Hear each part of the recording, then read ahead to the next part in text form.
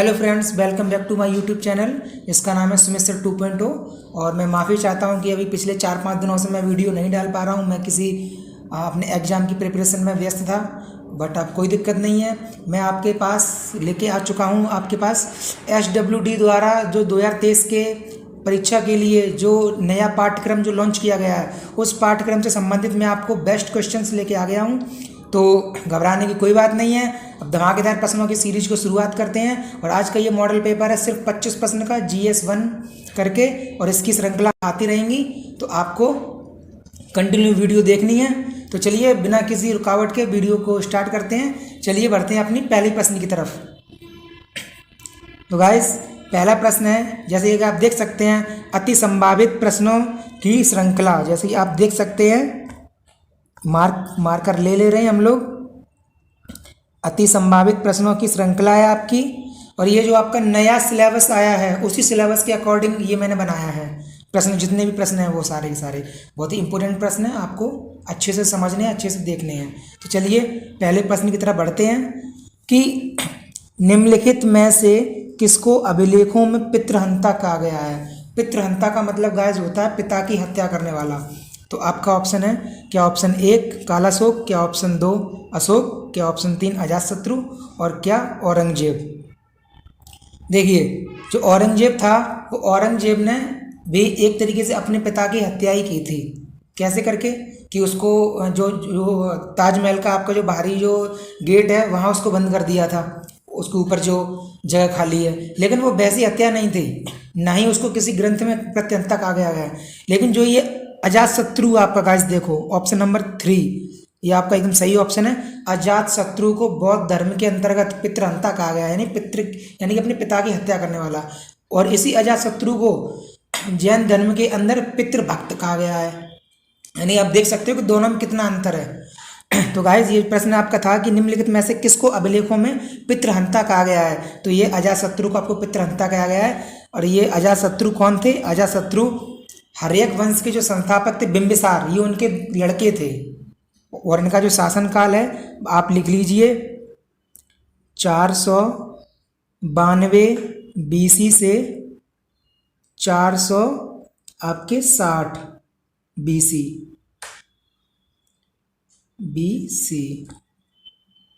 यानी कि इन्होंने कुल 32 वर्ष शासन किया। और 32 वर्ष में हालांकि इन्होंने अपने पिता की हत्या तो की, लेकिन अपने पिता की जितनी नीतियां थी उन सबको चरमोत्कर्ष पे लेके गए। यानी कि इन्होंने अपने साम्राज्य का बहुत विस्तार किया।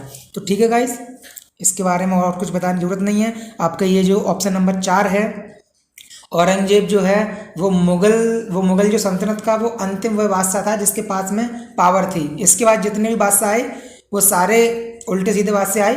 और इस कहा जाता है कि औरंगजेब के समय में ही सबसे ज़्यादा विस्तार हुआ था। किसका? मुगल साम्राज्य का। और औरंगजेब के समय में ही मुगल साम्राज्य दक्षिण भारत में ही फैल गया था। और इसके मरने के बाद 1707 में जब इसकी मृत्यु हुई, उसके पश्चात मुगल जो साम्राज्य था वो धीरे धीरे करके समेटने लगा, और अंग्रेजों ने उसको एक बार बिल्कुल ख़त्म कर दिया। चलिए ठीक है। ये जो अशोक हैं गाइस, अशोक हमारे उसके कलिंग युद्ध के लिए जाने जाते हैं। चलिए ऑप्शन नंबर 2 की तरफ बढ़ते हैं। कौन सा कैलेंडर भारत का राष्ट्रीय कैलेंडर है? तो ये जो हमारा जो भारतीय जो राष्ट्रीय पंचांग है वो गाइस आधारित है शक संवत पर। आपका ऑप्शन नंबर 1 शक संवत पर आपका ये आधारित है। और जो शक संवत है वो आपकी कितनी है? वो आपके 78 AD 78 ईस्वी पूर्व में, यानी 78 ईस्वी में चलाई गई थी। और ये किसके द्वारा चलाई गई थी? कनिष्क, जो कुषाण जो शासक थे कनिष्क, उनके द्वारा। अभी मैं आपको सब बता दूंगा कि इसकी कैलकुलेटिंग में इसकी कैसे की जाती है। कनिष्क, ठीक है गाइस। और ये विक्रम संवत तो आपको जानते हो, चंद्रगुप्त विक्रमादित्य के द्वारा चलाई गई थी। लेकिन ये चंद्रगुप्त विक्रमादित्य वाले नहीं है, वरना आप इनको चंद्रगुप्त विक्रमादित्य से रिलेट करो। ये एक मध्य प्रदेश के लोकल राजा थे, तो उनका है। और ये 58 BC में स्टार्ट हुई थी, इसकी भी आप लिख लो 58 BC, यानी कि जो ईसा मसीह का जन्म है, जहाँ से अंग्रेजी जो ग्रेगोरियन जो कैलेंडर स्टार्ट हुआ है उससे 58 साल पहले स्टार्ट हो चुका था ये। लेकिन ये जो शक संवत वाला है, जो कि हमारा राष्ट्रीय पंचांग है, वो ईसा मसीह के जन्म के यानी कि अंग्रेजी कैलेंडर शुरू होने के 78 ईयर बाद स्टार्ट हुआ है। तो ये हमारा जो कैलेंडर है वो उससे अंग्रेजी कैलेंडर से 78 साल पीछे है, 78 साल ये पीछे है। ठीक है गाइज, तो अब इसको कैसे निकालना है अभी मैं बता रहा हूँ। जैसे कि अभी चल रहा है 2022, अभी चल रहा है, अभी मैं आपको बता दे रहा हूँ इसको ऊपर करके।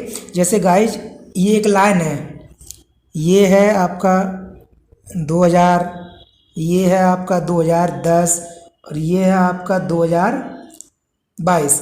तो देखो यहाँ से तो ये पूरा अंग्रेजी कैलेंडर चला है, लेकिन जो मैंने आपको जो ये बताई है जो शक संवत 78 AD यानी 78 साल बाद स्टार्ट हुई है, तो ये 78 का मतलब है कि ये 2000 बाद स्टार्ट हुई, तो ये करीब इतनी स्टार्ट हुई होगी, इतनी, देन 2000 के 78 साल बाद। तो गाइस जब हमें यहाँ तक का निकालना तो हमें इसको हमें कट कर देना है, यानी कि अभी चल रही है 2022, तो 2022 में से अगर हम 78 को माइनस कर देते हैं यानी 78 को माइनस कर देते हैं, तो जो ईयर निकल के आएगी वो हमारी शक संवत होगी, यानी वो हमारा राष्ट्रीय पंचांग होगा। ठीक है गाइस, चलिए प्रश्न नंबर 3 की तरफ बढ़ते हैं। जलियांवाला बाग हत्याकांड की जांच करने के लिए कौन सी समिति गठित की गई थी? तो क्या यंग हेल्टन आयोग गठित की गई थी, क्या स्वर्ण सिंह आयोग गठित की गई थी, क्या हंटर आयोग गठित की गई थी, या फजल अली आयोग? तो गायक ये आपका जो यंग हेल्टन आयोग है ना, ये आपकी जो RBI की स्थापना हुई थी 1934 के अधिनियम से, तो उसका जो समिति थी जिसने उसकी सिफारिश की थी वो गाइज ये यंग हेल्टन आयोग थी। 1934 का अधिनियम था और 1 अप्रैल 1935 को स्थापना हो गई थी RBI, जिसको हमारे बैंकों का बैंक कहते हैं। ठीक है, उसके बाद आप गाइस देखो ये स्वर्ण सिंह आयोग ये हमारे रूस से जो मौलिक कर्तव्य लिए गए हैं वो हमारे इसी समिति की सिफारिश पे लिए गए हैं, स्वर्ण सिंह आयोग की समिति पर। ठीक है गाइस, तो पहले हमारे 10 मौलिक कर्तव्य जोड़े गए थे और 11वां हमारा जो फ्री का जो मुफ्त जो शिक्षा, अनिवार्य शिक्षा, वो हमारा जोड़ा गया 21A में। ठीक है गाइस, तो ऐसे हमारे कुल करके हमारे पास 11 अभी मौलिक कर्तव्य हैं। इसके बाद गाइस जो ये हंटर आयोग, तो ये पूछ रहा है कि जलियांवाला बाग हत्याकांड की जांच करने के लिए एक आयोग का गठन किया गया था जिसका नाम था हंटर आयोग, और इसकी जो अध्यक्षता की थी वो की थी लॉर्ड हंटर ने। टोटल इसमें 5 मेंबर थे और 5 के 5 मेंबर इसमें अंग्रेजी थे, इसलिए इसका बहिष्कार भी किया गया। ठीक है गाइस, तो आपका ये सही आंसर हो गया हंटर आयोग। गाइस ये फजल अली जो आयोग है वो आपको जो राज्य पुनर्गठन आयोग किया गया था स्वतंत्रता के बाद, जब राज्य पुनर्गठन आयोग का स्टार्टअप हुआ था तो उसके लिए एक ये फजल अली आयोग करके फजल अली की अध्यक्षता में एक कमेटी बनाई गई थी जिसका नाम था फजल अली आयोग। तो गाइस अगर मैं चाहता तो मैं यहाँ पर सिर्फ ये हंटर आयोग लिख के और मैं उल्टे सीधे डाल सकता था, लेकिन मैंने ऑप्शन नहीं डाले, मैंने चारों आपको ऑप्शन वही डाले जो आपके परीक्षा की दृष्टि से इंपॉर्टेंट हैं। ठीक है गाइस, तो चलिए आगे बढ़ते हैं चौथे प्रश्न की तरफ। सुप्रीम कोर्ट किस अनुच्छेद के तहत रिट जारी कर सकता है? तो गाइस देखिए जो आपका जो अनुच्छेद 108 है वो आपका संयुक्त बैठक से संबंधित है। अब मैं लिख भी दे रहा हूं, संयुक्त बैठक। आपका जो अनुच्छेद 110 है वो गाइस आपके धन विधेयक से संबंधित है, आपकी मनी बिल से। ठीक है, धन विधेयक। आपका जो गाइस ये अनुच्छेद 32 है, देखिए गाइस अनुच्छेद 32 के तहत आपके जो संवैधानिक जो मूल उपचार किए जाते हैं, मूल उपचार से मतलब अगर आपके फंडामेंटल राइट का अगर आपके उल्लंघन हो रहा है तो आपके लिए रिट जारी करेगा। अनुच्छेद 32 के तहत सुप्रीम कोर्ट रिट जारी करने की शक्ति है, और इसी अनुच्छेद 32 को अम्बेडकर जी ने संज्ञा भी दी है कि संविधान की आत्मा की। ठीक है गाइस, तो इसके बाद आप देख लो कि जो अनुच्छेद आपका जो 226 बचा है उसके आपके जितने भी हाई कोर्ट हैं, जैसे हमारे उत्तर प्रदेश का हाई कोर्ट इलाहाबाद में है, तो अगर रिट जारी करेगा तो वो अनुच्छेद 226 की तरफ जारी करेगा। ठीक है गाइस, चलिए बढ़ते हैं अपने प्रश्न नंबर 5 की तरफ। निम्नलिखित में से किस राज्य में विधान परिषद नहीं है? तो गाइस इसकी एक ट्रिक होती है, मैं आपको ट्रिक लिख के दे रहा हूँ, आप लिख लो कि यूज आम बिकते हैं। गाइस ये इसकी ट्रिक है कि यूज आम बिकते हैं। तो अब इसको ट्रिक को कैसे करके करना है, तो गाइस देखिए, यू से तो मध्य प्रदेश उत्तर प्रदेश, यानी यूपी से तो हो गया गाइस, यू से हो गया यूपी, गाइस जा से हो गया जम्मू कश्मीर, शॉर्ट में लिखता हूँ जम्मू, आ से गाइस आपका हो गया आंध्र प्रदेश, ये मार्कर नहीं चल रहा है फिर भी मैं बोल रहा हूँ और लिख भी दे रहा हूँ। गाइस आपका बी से हो गया बिहार, का से हो गया कर्नाटक और ते से हो गया तेलंगाना। तो आपका ये बी हो गया बिहार, लिख दे रहा हूँ, का से आपका हो गया कर्नाटक और ता से आपका हो गया तेलंगाना। तो गाइस देखिए, इसमें दे रखा है बिहार, निम्नलिखित में से किस राज्य में विधान परिषद, निम्नलिखित में से किस राज्य में विधान परिषद नहीं है, तो आप देखिए बिहार में भी है, बिहार में दे रहा है, बिहार में भी, कर्नाटक भी है और उत्तर प्रदेश में है। अब गाइस जो इसमें जम्मू कश्मीर दे रखा है तो आप ये कहेंगे कि ये जम्मू कश्मीर तो है ट्रिक में, लेकिन गाइस ये जब हमारा 31 अक्टूबर 2019 को जम्मू कश्मीर को जब यानी कि दो भागों में बांट दिया, तो तब जो ये इसमें विधान परिषद थी उसका खात्मा कर दिया, यानी कि अब वर्तमान समय में जम्मू कश्मीर में विधान परिषद नहीं है। तो इसका हमारा जो सही ऑप्शन हो जाएगा वो हो जाएगा जम्मू कश्मीर। ठीक है गाइस, तो वर्तमान में जम्मू कश्मीर में विधान परिषद नहीं है। चलिए गाइस बढ़ते हैं अगले प्रश्न की तरफ। प्रश्न नंबर 6, भारतीय स्टेट बैंक की स्थापना कब हुई? तो जैसे कि मैंने आपको बताया कि अधिनियम था 1934 का और स्थापना होती है 1 अप्रैल 1935 में, वो 1 अप्रैल 1935। ठीक है गाइस, 1 APR, वो सॉरी भारतीय स्टेट बैंक पूछ रहा है, मैं RBI लिख रहा हूँ, रुकना इसको इरेज कर देता हूँ। हाँ अब ठीक। तो भारतीय स्टेट बैंक की अपनी स्थापना आप लिख लो 1 जुलाई को होती है 1955। इम्पीरियल जो यानी 3 बैंकों को मिलाकर आपके बम्बई, कलकत्ता, मद्रास, इन तीनों बैंकों को मिलाकर एक बैंक बनाई गई थी जिसका नाम था इम्पीरियल बैंक ऑफ इंडिया। उस इम्पीरियल बैंक ऑफ इंडिया का नाम बदलकर SBI यानी स्टेट बैंक ऑफ इंडिया रख दिया गया था। 1 जुलाई 1955 की इसकी स्थापना होती है। आपको पता है 1982 में आपके नाबार्ड की स्थापना है।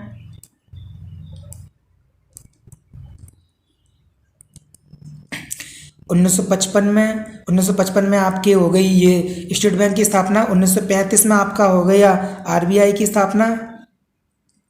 ठीक है गाइज, 1988 में, चलिएगा 1955 हो गया, 1935 हो गया, 1982 हो गया। ठीक है गाइज, आ जाते प्रश्न नंबर 7 पर। 1833 के चार्टर अधिनियम के प्रावधान के तहत भारत का पहला गवर्नर जनरल कौन बना? तो गाइस हमको पता है 1833 से ठीक पहले लॉर्ड विलियम बेंटिक थे और लॉर्ड विलियम बेंटिक को ही 1833 में आपके गवर्नर जनरल ऑफ इंडिया बना दिया गया था। ठीक है गाइस, और लॉर्ड विलियम बेंटिक के समय में ही यानी गवर्नर जनरल से बनने से पहले 1829 में इन्होंने राजा राम मोहन राय के साथ मिलकर इन्होंने सती प्रथा का अंत भी किया था। तो हमारे लॉर्ड विलियम बेंटिक थे, वो देखा जाए तो हमारे लिए एक यानी अच्छे गवर्नर जनरल थे। इन्होंने हमारे सती प्रथा का अंत भी कराया है।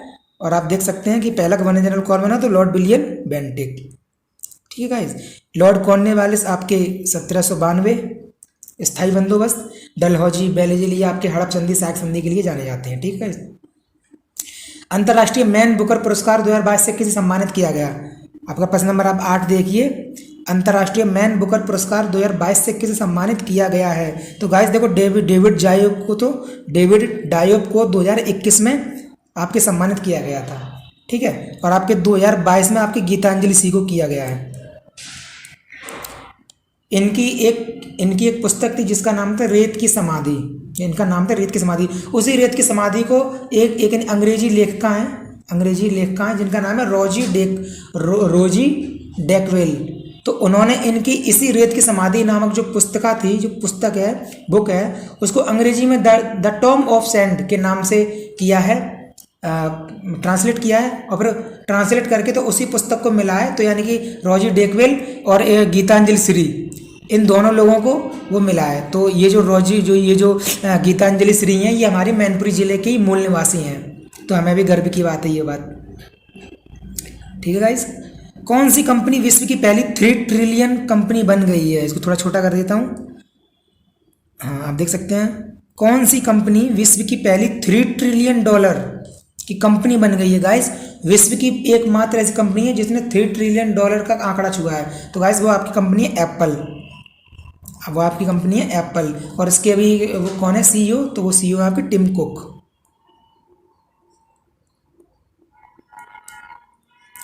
ठीक है गाइस, चलो बढ़ते हैं प्रश्न नंबर 10 की तरफ। पर्यावरण प्रदर्शन सूचकांक 2022 में भारत कौन से स्थान रहा। भाई साहब भारत ने इस आपने पर्यावरण जो प्रदर्शन सूचकांक है ना 2022 की लिस्ट में भारत ने टॉप किया है, लेकिन नीचे से किया है। जैसे ये है 1 और नीचे है 180। कुल 180 देशों की कुल 180 देशों की लिस्ट में भारत ने नीचे से टॉप किया। मतलब भारत की जो पोजीशन है वो 180 नंबर की है। ठीक है गाइस, और जो ये 150 से है वो 150 में विश्व जो विश्व प्रेस स्वतंत्रता है, यानी कि आप देख सकते हो कि जो मीडिया की कितनी स्वतंत्रता है, उसमें आपके 150 नंबर पे भारत बताओ। तभी तो कहते हैं कि भारत की मीडिया वो विकी मीडिया है, पैसे से खरीद लो। तो ये 150 जो है वो आपके विश्व प्रेस स्वतंत्रता सूचकांक है। ठीक है, और जो पर्यावरण प्रदर्शन सूचकांक है वो आपके 180 है। ठीक है गाइस, चलिए बढ़ते हैं प्रश्न 11 की तरफ। सरिस्का टाइगर रिजर्व राजस्थान के किस जिले में अवस्थित है। तो ये आपके गाइस राजस्थान के अलवर जिले में स्थित है। मैं यहाँ पे घूम के भी आया हूँ, अच्छी जगह है, आप भी जाना घूमने। प्रश्न नंबर 12, निम्नलिखित में से कौन अदिश राशि है।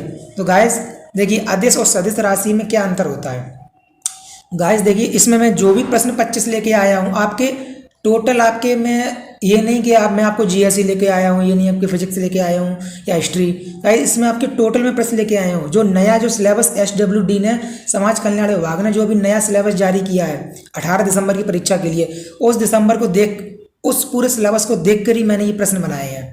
गाइस विश्वास मानिए, एक से एक बेहतरीन प्रश्न है इसमें, एक से एक ये जो प्रश्न है, एक भी प्रश्न ऐसा नहीं है कि आपको जो आप इसको देख के ये बोल दो कि ये प्रश्न नहीं आएगा। एक एक प्रश्न आने वाला प्रश्न है। तो गाइस ये पहले आप समझ लो कि अदिश और सदिश राशि में क्या अंतर होता है। गाइस देखो, अदिश राशि वो होती है कि जिसमें सिर्फ परमाणु हो लेकिन दिशा ना हो, और सदिश राशि वो होती है जिसमें परमाणु भी हो साथ साथ दिशा भी हो। जैसे कि इसमें आप इसका प्रश्न देखिए, प्रश्न नंबर 12 जो है, निम्न में से कौन अदिश राशि है। निम्न में से कौन अदिश राशि है। तो गाइस देखिए, क्या द्रव्यमान है, क्या वेग है, क्या बल है, क्या विस्थापन। अब देखिए गाइस, चलते हैं प्रश्न नंबर 2 की तरफ, वो ऑप्शन नंबर 2 की तरफ, वेग। अब गाइस कोई भी चीज किसी भी वेग से जा रही है तो हमको पता है कि उसका जो वेग है वो उसका कितना वेग है, उसका परिमाण हमको पता है, दिशा भी पता है। हमको पता है ना कि वो लेफ्ट जा रही है, राइट जा रही है, अप डाउन जा रही है, कि डाउन जा रही है, कि फ्रंट जा रही है, कि इन फ्रंट जा रही है, हमको पता है ना। तो हमें उसका परिमाण भी पता और उसकी दिशा भी पता। ये हमारी होगी सदिश राशि। उसके बाद आ जाओ बल। अब हम बल लगा रहे हैं, जैसे कि कोई एक गाड़ी है, गाड़ी खराब हो गई है, हमने 4 लोगों को बुलाया कि भाई साहब हमारी गाड़ी खराब हो गई, गाड़ी में फोर्स लगाइए, पीछे धक्का लगाइए। तो अब वो कितना धक्का लगा रहे हैं हम उसकी काउंटिंग भी कर सकते हैं कि वो कितने न्यूटन का बल लगा रहे हैं, वो भी कर सकते हैं। और किस दिशा में लगा रहे हैं, जरूरी थोड़ी ना वो आगे ही लगाएं, कभी कभी हम पीछे लगवाते हैं, कभी कैसे ही फोर्स लगाते हैं ना, तो उसमें परिमाण भी है, उसमें दिशा भी है, तो वो भी सदिश हो गई। इसके बाद आपका विस्थापन मतलब कोई चलती हुई चीज जब ब्रेक करके जब अपनी विस्थापन की अवस्था में आती है, जब रुकना स्टार्ट करती है, तो हमको पता होता है कि ये रुक रही है। कहते हैं ना कि उसने इस गति से आती हुई गेंद को रोकने के लिए कितने उसका मतलब विस्थापन करने के लिए कितने उसका बल चाहिए। कहते हैं ना कि उसने इस गति से ब्रेक मारी है तो वो कितनी देर में रुक जाएगी गाड़ी, कितने मीटर सेकंड स्क्वायर की गति से रुकेगी। तो गाइस विस्थापन में भी बल मतलब विस्थापन में आपके यानी विस्थापन जो है वो सदिश राशि, क्योंकि उसमें परिमाण भी होगा और उसमें आपकी दिशा भी होगी कि वो रुक रही है, वो किस दिशा में ब्रेक लगाई है, किस दिशा में रुक रही है। लेकिन गाइस जो ये द्रव्यमान है, द्रव्यमान में सिर्फ परिमाण होता है, द्रव्यमान में आपकी दिशा नहीं होती है। गाइस आपको जो सही आंसर है वो आपका हो गया द्रव्यमान। मैंने इस प्रश्न पे ज़्यादा समझा दिया है। मैं सच बता रहा हूँ, बहुत से लोगों को तो अदिश और सदिश में ही अंतर नहीं पता होगा, और ये आपने समझा दिया, अब उनके दिमाग से निकलेगी नहीं ये बात। चलिए प्रश्न नंबर 13 की तरफ, हिंदी के भी प्रश्न डाल दिए मैंने 1-2, कोई दिक्कत वाली बात नहीं है। अशोक के फूल के लेखक कौन है। तो अशोक के फूल के लेखक गाइस हैं आपके हजारी प्रसाद द्विवेदी। जब मैं इंटर कॉलेज में पढ़ता था तो इनका चैप्टर था, मैंने भी पढ़ा था। गाइस जो आज आचार्य प्रसाद जो द्विवेदी हैं, इन्होंने एक बहुत ही इम्पोर्टेंट पुस्तक जो थी, मतलब पत्रिका, उसका संपादन किया था, जिसका नाम आपका था सरस्वती। ये प्रश्न में भी बहुत आता है, सरस्वती। तो गाइस आचार्य महावीर प्रसाद द्विवेदी ने सरस्वती पत्रिका का संपादन किया है। गाइस आपकी जो हिंदी उसके जो जनक माने जाते हैं निबंध के, वो आपके भारतेंदु हरिश्चंद्र हैं। और आपकी जो महादेवी वर्मा है, इनको आधुनिक युग की मीरा कहते हैं, आधुनिक युग की मीरा। गाइस श्रृंखला की कड़ियाँ, अतीत के चलचित्र, ये इनकी फेवरेट कुछ कृतियाँ हैं, और इनको क्या कहते हैं, आधुनिक युग की मीरा। आधुनिक, ये हमारे फर्रुखाबाद जिले की थी, हमारे पास में ही पड़ता है, वहीं की हैं, आधुनिक युग की मीरा।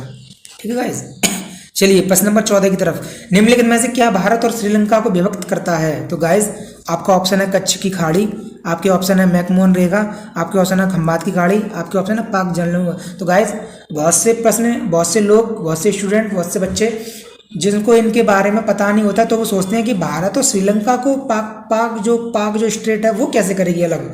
लेकिन सच बात तो ये कि भारत और श्रीलंका को जो अलग करती है वो गाइस आपकी, देखो आपको मैं इसमें समझा सकता हूँ, ये लिखा है ना पाक स्ट्रेट, ये ऐसे करके, ये इसको यानी कि इंडिया और श्रीलंका के बीच में जो पाक जो जलडमरू मध्य है वो इसको अलग करता है। तो गाइस आपका जो सही आंसर है ना, वो आपका हो गया पाक जलडमरू मध्य। और जो आपकी जो ये मैकमोहन रेखा है वो आपकी गाइस इंडिया और CHINA, इंडिया और चाइना के बीच में। ठीक है, आपकी जो ये कच्छ की खाड़ी है और जो खंबात की खाड़ी, वो आपकी दोनों गुजरात में पड़ती हैं। ठीक है गाइस, चलिए बढ़ते हैं प्रश्न नंबर 15 की तरफ।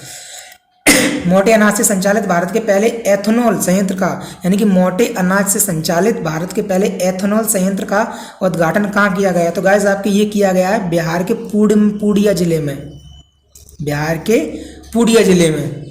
और जो आपके जो चौथा ऑप्शन दे रखा है गुरुग्राम, तो गाइस आपके जो पहला जो अनाज जो ATM लगा है, यानी ATM डालो पैसे की जगह उसमें अनाज निकलेगा, वो आपके हरियाणा के गुरुग्राम में लगा है। ठीक है, अब गाइस जो आपका ये पहला ऑप्शन है उत्तर प्रदेश के बलिया में, तो उत्तर प्रदेश के बलिया से आपका एक योजना बहुत ही इंपॉर्टेंट शुरू हुई थी। कब शुरू हुई थी? आपके 1 मई 2016। गाइस उस योजना का नाम है आपकी उज्ज्वला योजना, और उज्ज्वला 2 आपके महोबा से शुरू हुई है। लेकिन आपके इसमें ऑप्शन दे रहा उत्तर प्रदेश के बलिया से, तो उत्तर प्रदेश के बलिया में आपके उज्ज्वला फर्स्ट योजना जो शुरू हुई है, जो गैस कनेक्ट से संबंधित है, आपके PM मोदी ने स्टार्ट की थी। ठीक है, और गाइस जो ये मोटे अनाज से संचालित जो भारत के पहले जो एथेनॉल संयंत्र का उत्पादन है ना, तो इसमें तो ये गाइस इस उद्देश्य से किया गया है कि हम जब यानी कि एथेनॉल का उत्पादन करते हैं ना, तो उसमें गाइस जो हमारा जो पेट्रोल लगता है उसकी कॉस्ट बहुत ज़्यादा आती है। लेकिन अब जो ये बन के तैयार हुआ है, तो इसमें उसकी कॉस्ट गाइस उस हद से, मतलब उस हद से जिसमें पहले आती थी उससे बहुत कम आएगी, ये इसका प्रॉफिट है। चलिए गाइस प्रश्न नंबर 16 की तरफ बढ़ते हैं। बंदूक से गोली चलने पर पीछे की ओर झटका लगता है, उपयुक्त पर, यानी उपयुक्त जो आपके ये जो सेंटेंस लिखा है लाइन, उपयुक्त पर न्यूटन का कौन सा नियम लागू होता है? कौन सा नियम? तो गाइस देखिए जो पहला उसका नियम है उसको कहते हैं जड़त्व का नियम। जैसे कि हम कभी बस में यात्रा कर रहे हैं, हमें बस में सीट नहीं मिली, तो हम कभी खड़े हो जाते हैं ना, खड़े हो गए ऐसे करके एकदम मोबाइल चला रहे हैं। अब और बस के ड्राइवर ने लगाई ब्रेक, तो बस के ड्राइवर ने ब्रेक जो लगाई है गाइस, वो ब्रेक लगाई तो गाड़ी हो गई। अब गाड़ी के जो जहाँ पे हम खड़े हैं, गाड़ी की जो तलहटी पे खड़े हैं उस पर फर्श पर, तो फर्श के साथ साथ हमारे नीचे का हिस्सा भी फर्श के साथ साथ ही मूव करता है, लेकिन जो ऊपर का हिस्सा है वो उसके साथ साथ मूव नहीं कर पाता। लेकिन जैसे ही गाड़ी वाला ब्रेक लगाएगा तुरंत हमारा जो नीचे का हिस्सा है वो तो जाम हो जाएगा, लेकिन ऊपर का हिस्सा तो उसमें है ना, ऊपर का हिस्सा तो जाम होगा नहीं, तो हम आगे की तरफ गिरते हैं। तो ये होता है जड़त्व का नियम। तो ये बंदूक से गोली निकलने पर ये वाला नियम तो काम करेगा नहीं।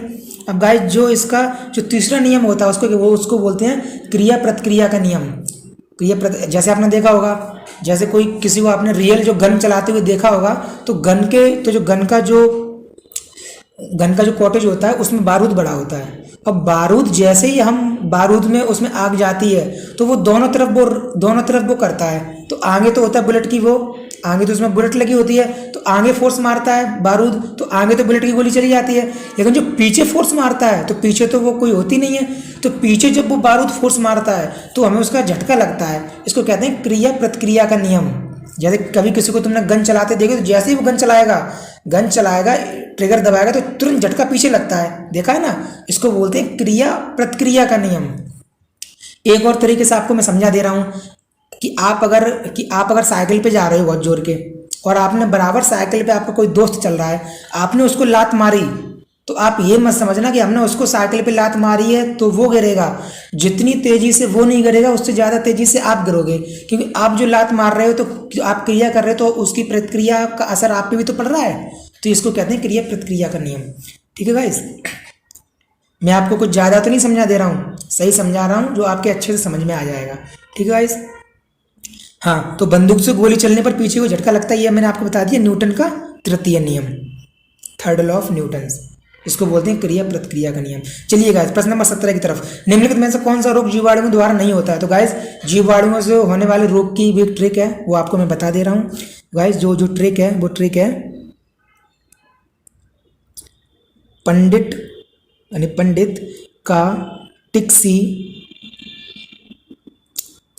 का टिक्सी न्यू है। तो गाइस, पास ये तो आपका हो गया प्लेग, चलो मैं लिख दे रहा हूँ, आप लोग कहेंगे यार क्या। पास ये तो आपका हो गया प्लेग, डी से आपका हो गया डिप्थीरिया,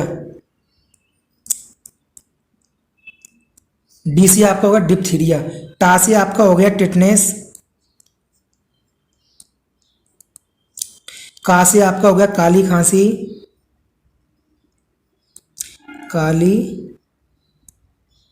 खांसी, आपके दूसरे वाले टी से आपका हो गया, पहले वाले से तो हो गया टिटनेस, दूसरे वाले से आपका हो गया टाइफाइड। चाहे पहले वाले टाइफाइड का दूसरे टिटनेस बात एक ही है, ठीक है, टाइफाइड। उसके बाद आपके गाइस का से आपका हो गया कुष्ठ रोग, और सा से आपका हो गया सिफिलिस, और न्यू से आपका होगा न्यूमोनिया। तो आप इसमें देख लीजिए निम्नलिखित में से कौन सा रोग जीवाणु द्वारा नहीं होता। यदि टाइफाइड भी इसमें बता दिया मैंने, प्लेग भी होता है, निमोनिया, मलेरिया आपके गाइस नहीं होता है। ठीक है, तो मलेरिया आपका हो गया सही आंसर। चलिए गाइस, ठीक है, बढ़ते हैं प्रश्न नंबर 18 की तरफ। फिटकरी का रासायनिक नाम क्या है? तो गाइस, आपका जो फिटकरी का आपका रासायनिक नाम, चाहे आप इसको पोटास एलम बोल लो, चाहे आप इसको पोटेशियम एल्यूमिनियम सल्फेट बोल लो, दोनों का मतलब एक ही है गाइस। जो इसका फॉर्मूला होता है, रासायनिक जो सूत्र होता है वो गाइस होता है, इरेज करके बता रहा हूँ, हाँ, इसका जो होता है K2SO4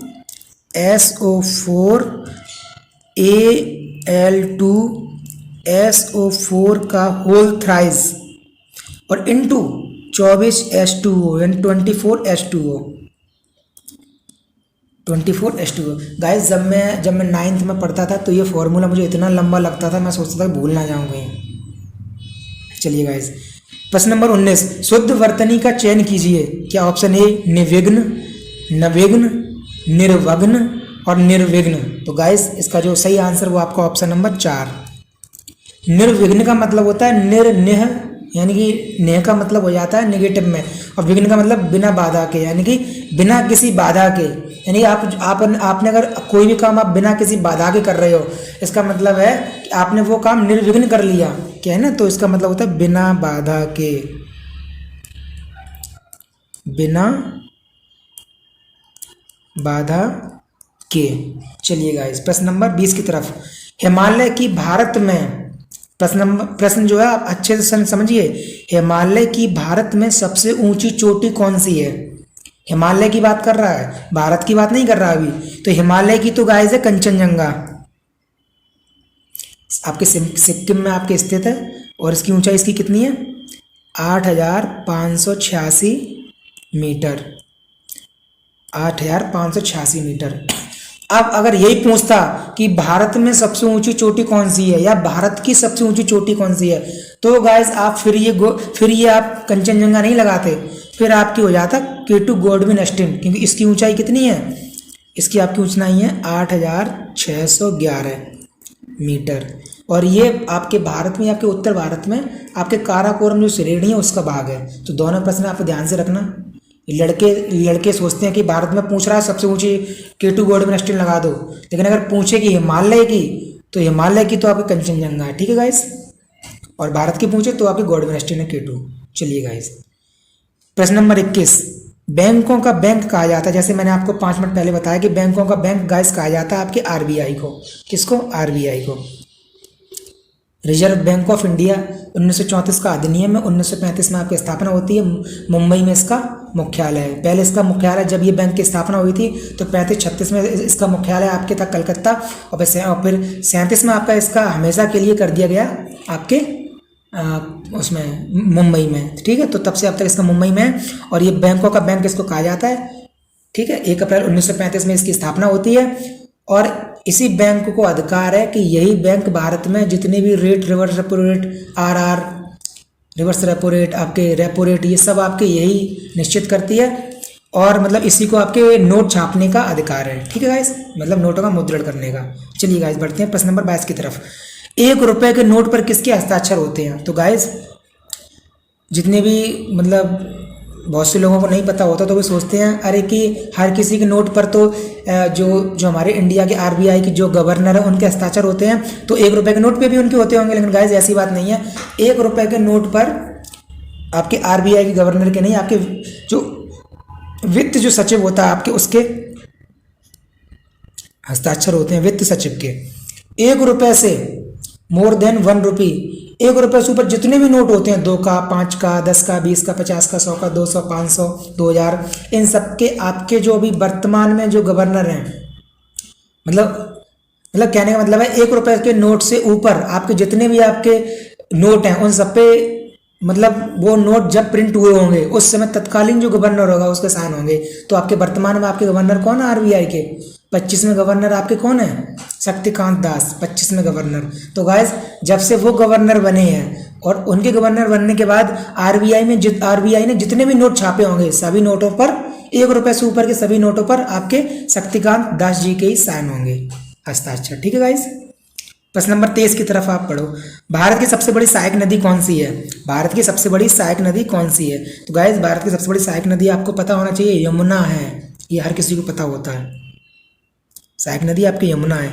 गंगा है नहीं, ब्रह्मपुत्र है नहीं, गोदावरी आपकी है नहीं। गोदावरी आपके दक्षिण भारत की सबसे लंबी नदी, गंगा आपके उत्तर भारत प्लस पूरे भारत की सबसे लंबी नदी। और ब्रह्मपुत्र अगर देखी जाए तो बाहर से अगर ब्रह्मपुत्र की लंबाई जोड़ी जाए टोटल, तो टोटल लंबाई आपके गंगा से भी ज़्यादा है ब्रह्मपुत्र की। लेकिन जो ब्रह्मपुत्र नदी है वो पूरी तरीके से भारत में नहीं बहती है, इसको इसलिए सबसे लंबी नदी मानते हैं, सबसे लंबी नदी नहीं मानते हैं। तो गाइज ये भारत की जो सबसे बड़ी सहायक नदी कैसे है वो बता दे रहा हूँ, आप देख सकते हैं। देखिए गाइज ये तो आपकी आ रही है गंगा नदी, ये आपकी गई, ये पद्मा होके आगे मिल गई जाके। अब आप देखिए यहीं से आपकी एक नदी आ रही है गंगोत्री से, उत्तराखंड से, यमुना, कितनी लंबी नदी है। और ये आपके इलाहाबाद में यानी इलाहाबाद यानी प्रयागराज में जो संगम है ना, 3 नदियों का संगम, सरस्वती, गंगा और यमुना। लेकिन सरस्वती नदी तो अब विलुप्त हो चुकी है, तो अब 2 नदियों का संगम है। तो ये जो यमुना बराबर चलती है, समानांतर चलती है गंगा के, और आके आपके संगम में जाके इलाहाबाद में आपके मिलती है। तो ये सबसे गंगा की और प्लस भारत की सबसे लंबी सहायक नदी आपकी गंगा है, ठीक है गाइस। इसके साथ लंबाई आपके 1323 किलोमीटर ऐसी कुछ लंबाई है इसकी, आप देख लेना, ठीक है गाइस। चलिए, तराइन का प्रथम युद्ध किसके मध्य लड़ा गया? आप गाइस देखिए, इसको थोड़ा छोटा कर लेता हूँ। प्रश्न नंबर 24, तराइन का प्रथम युद्ध। तो गाइस मैं आपको बता दूं, तराइन का जो प्रथम युद्ध था वो आपके मोहम्मद गौरी और पृथ्वीराज के मध्य लड़ा गया था। मोहम्मद गौरी पृथ्वीराज के मध्य लड़ा गया था। कब लड़ा गया था? आपके 1191 में। इसके ठीक करीब 10-11 महीने बाद, 1 साल बाद, 1192 में ही मोहम्मद गौरी ने वापस आक्रमण किया था और पृथ्वीराज को धूल चटा दी थी। पृथ्वीराज को मृत्यु दंड प्राप्त हुआ था। पृथ्वीराज को उसने हत्या भी एक तरीके से हुई थी और पृथ्वीराज का पूरा खत्म कर दिया था। तो 1991 में युद्ध हुआ था, प्रथम युद्ध, उसमें तो पृथ्वीराज की जीत हुई और पृथ्वीराज अपने उस जीत से इतने खुश हुए कि उसका जश्न मनाते रहे। लेकिन मोहम्मद गौरी ने उसका बदला अगले साल लिया, यानी कि उसके दूसरे युद्ध में, आपके इसके तराइन के दूसरे आपके युद्ध में मोहम्मद गौरी ने पृथ्वीराज को हरा दिया। इसके बाद आप देख सकते हैं इसमें जो पहला ऑप्शन है मोहम्मद गौरी और जयचंद्र के मध्य। तो गाइस मोहम्मद गौरी और जयचंद के बीच एक युद्ध होता है, चंदावर का युद्ध, जिसको आप क्या बोलते हैं, चंदावर का युद्ध। ये पूछ लिया जाता है इसलिए आप लिख लो, चंदावर का युद्ध होता है। और चंदावर का आपका युद्ध होता है 1194 में, और 1194 में होता है। गाइस इस युद्ध में भी मोहम्मद गौरी ने इसकी हत्या कर दी थी, और जयचंद पराजित भी हुआ था और उसकी हत्या भी हुई थी। ठीक है गाइस, चलिए ये हमारे आज का आखिरी प्रश्न है कि लाख बख्श किसका उपनाम है। लाख बख्श किसका उपनाम है? तो गाइस आप देख सकते हैं, जैसे कि मैं आपको बता दूं, लाख बख्श मतलब लाखों का दान देने वाला। तो गाइस ये लाख बख्श जो उपनाम है वो गाइस आपके नाम है कुतुबुद्दीन ऐबक का, जो कि मोहम्मद गौरी का गुलाम था। और मोहम्मद गौरी के मरने के बाद मोहम्मद गौरी की गाइस मृत्यु हुई थी 1205 में, जब वो नमाज पढ़ रहा था तो उसी के किसी आस पड़ोस के सैनिक ने नमाज पढ़ते हुए उसके सर कलम कर दिया था। उसके बाद ये जो कुतुबुद्दीन ऐबक था ये उसका पक्का गुलाम था, और पक्का गुलाम था, और ये उसकी गुलामी से ये उसकी दास्ता से आज़ाद नहीं हुआ था। और 1205 में मृत्यु के बाद दिल्ली के सिंहासन पर जो दिल्ली सल्तनत का जो पहला जो शासक था वो यही था, कुतुबुद्दीन ऐबक। और इसने अपने आप को दिल्ली के सिंहासन पर एज अ गुलाम, मतलब इसने कभी अपने आप को मतलब वो नहीं बोला कि सुल्तान नहीं बोला, ये हमेशा गुलाम बनकर ही रहा। और 1206 से लेकर 1210 तक ये उसके बैठा, और इसी का नाम था लाख बख्श। और इसकी मृत्यु होती चौगान खेलते हुए। ऐसे प्रश्न पूछ लिया था कि दिल्ली के किस शासक की मृत्यु चौगान खेलते हुए हुई थी, यानी पोलो खेलते हुए। तो वो गाइस यही था आपका लाख बख्श, यानी कि आपके कुतुबुद्दीन ऐबक। ठीक है गाइस, और अगर प्रश्न पूछ ले, ये गाइस एक पीसीएस का प्रश्न बनता है कि भारत में स्थापित प्रथम मुस्लिम जो मस्जिद बनाई थी वो किसने बनाई थी? तो उसका नाम था कुब्बत उल इस्लाम, और वो आपके कुतुबुद्दीन ऐबक ने ही बनाई थी। 1206 से 1210 तक के मध्य बनी थी। और गाइस जैसा कि आपका ये पहला ऑप्शन है इल्तुतमिश, तो कुतुबुद्दीन के बाद बैठा आराम सा, और आराम सा के बाद आपका बैठा इल्तुतमिश। तो इल्तुतमिश को दिल्ली सल्तनत का वास्तविक संस्थापक कहते हैं। ठीक है गाइस, तो चलिए आज के लिए इतना ही, 25 प्रश्न थे।